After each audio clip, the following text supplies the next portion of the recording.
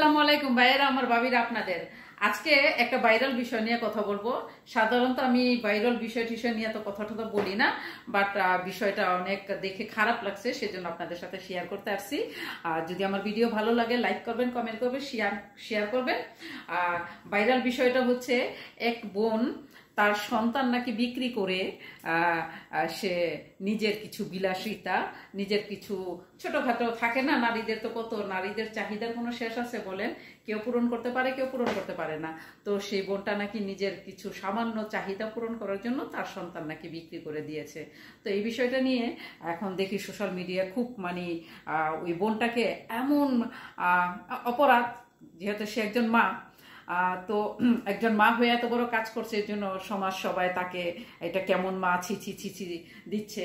তো আমার ওই ভিডিওটার মধ্যে আমি যতটা না ওই মাকে সিসি সিসি দিব, ওর চেয়ে বেশি সিসি সিসি আমি আমার সমাজকে দিব, কারণ এর জন্য আমাদের সমাজ অনেক বেশি দায়।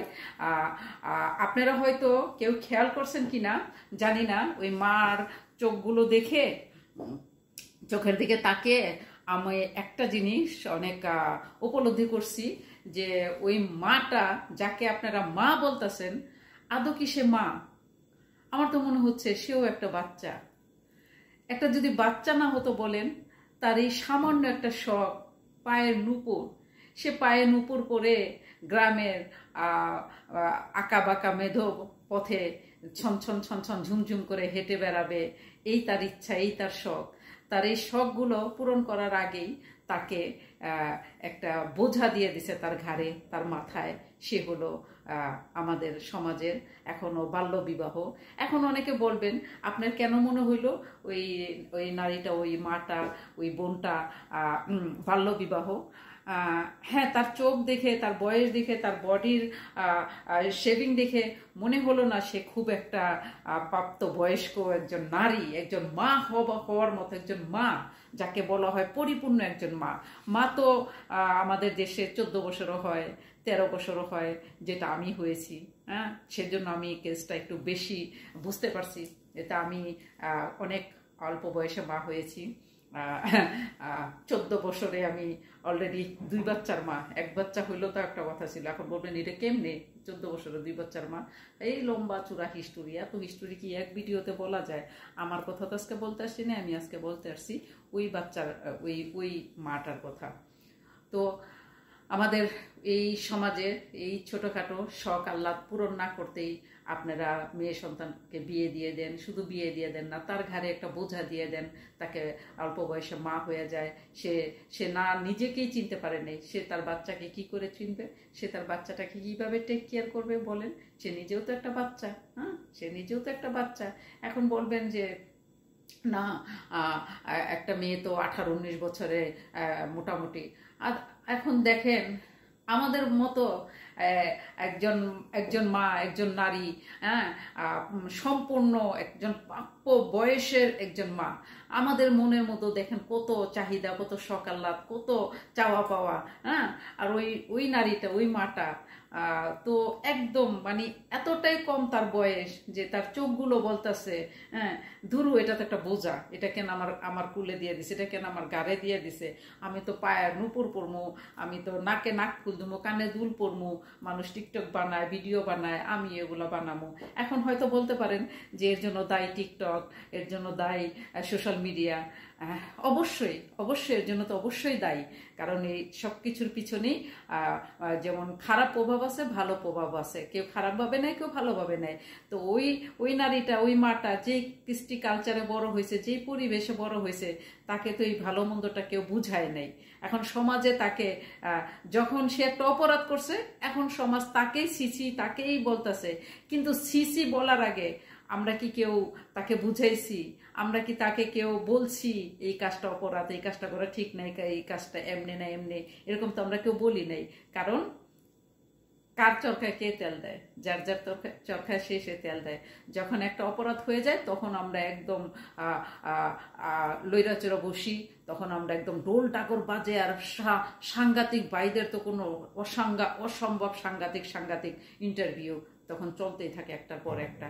তো এই যে আমি মনে করি আমাদের সমাজ থেকে এগুলো একটু সচেতন হওয়া উচিত মানুষের, সচেতন মহল, সচেতন সমাজ। হ্যাঁ, আরেকটু যদি ভালো করে মা বোনদেরকে বুঝাইতে সক্ষম হয়, তাহলে বাল্য বিবাহ কমে যাবে, ধর্ষণ কমে যাবে। হ্যাঁ, কারণ দর্শন ওই যে ছোটবেলা থেকেই একটা ছেলে বাচ্চাকে আমরা ওইভাবে বুঝাই না, আমরা ওইভাবে তাদেরকে ছিছি ছিছি করে, হ্যাঁ, যে ছিছি এই কথা বলবো ছেলের সামনে, এই কথা বলবো মেয়ের সামনে, তখন যত বড় হয় ওই ছিছি দিয়েই বড় হয়। সে কিন্তু তার মেন্টালিটিটা চেঞ্জ হয় না। এক পর্যায়ে যে বয়স 50 বছর হয়ে গেল, তার ভিতর ওই টেন্ডেন্সিটা থেকে যায়। কারণ তো সে ভদ্রলোক কি, সে ছেলে, সে বাবা, সে তো ছোটবেলা থেকে শিখে নেই যে দর্শন একটা পাপ, দর্শন একটা অন্যায়। একজন নারীকে তার অনুমতি ছাড়া তার বডি টাচ করা, তাকে ইপটিজেন করা, এটা পাপ, এটা ভালো না, এটা অন্যায়, এটা তো কেউ আমরা বলি না। হ্যাঁ, তো একজন নারীকেও আমরা ওইভাবে বুঝাই না। অল্প বয়সে বিয়ে হলে কি হবে, অল্প বয়সে বাচ্চা হলে কি হবে, তো ওরকম আমরা একটা ছেলেকেও আমরা ওইভাবে বুঝাই না। যখন একটা অপরাধ করে ফেলি, তখন আমরা ওই যে সবাই নেমে যাই ছিছি ছিছি করার জন্য। তো আমি মনে করি যে এটা অ্যাকচুয়ালি যে কাজটা হয়েছে এটা অনেক নিন্দাজনক, অনেক দুঃখজনক। কারণ দিন শেষে ওই ছোট বাচ্চাটার ভবিষ্যৎ কি হবে, এটা একবার চিন্তা করছেন? এই মার জীবন তো সে এখন হয় জেলে কাটবে, না এই যে তার জীবন তো শেষ। কারণ না বাপের বাড়ি পাবে, না শ্বশুর বাড়ি পাবে, তার লাইফ তো শেষ। কিন্তু আমার এই মাকে নিয়ে টেনশন না, টেনশন এই বাচ্চাটা নিয়ে। এই বাচ্চাটা যখন বড় হবে, সে কোনো না কোনোভাবে শুনতে পারবে তার মা এই কাজটা করছে। হ্যাঁ, তো কি হবে? একটা সমাজে একটা অপরাধী জন্ম হবে, একটা অপরাধীর জন্ম হবে। এখন বলবেন আল্লাহ না করুক, ওই বাচ্চাটা হয়তো ভালো হইতে পারে। খুব রিয়ার কেস তো, খুবই রিয়ার। কারণ এই বাচ্চা কি আপনার মনে হয় বলবে না আমার মা নুপুরের জন্য আমার বিক্রি করে দিছে? তা আমি এই নারী সমাজকে আমি ঘৃণা করি।